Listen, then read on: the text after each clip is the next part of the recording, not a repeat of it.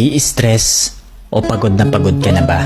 Gusto ko lang ipaalala sa'yo na kahit gaano ka ka-stress ngayon, wag na wag kang sumuko sa mga pangarap mo. Kailangan mong tandaan parati na magtiwala ka sa progress na nangyayari sa buhay mo. Kahit alam ko na minsan sobrang hirap at sobrang nakakapagod na din talaga. Magtiwala ka sa kakayahan mo. Ang dami mo nang nalagpasan na mga malalaking problema dati. Ngayon ka pa ba susuko? Patuloy ka lang na lumaban.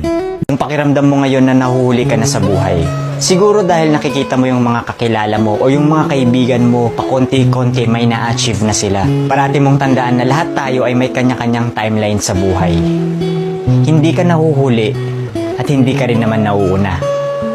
Kung nasaan ka man ngayon sa buhay mo, yan ang lesson at experience na kailangan mong pagdaanan ngayon. Lahat tayo ay may sariling kwento sa buhay na makaka-inspire ng ibang tao. Sarili mong kwento yan. Kaya make sure na sulitin mo ang bawat moment at gawin mong fulfilling ang kwento mo kahit anong mangyari.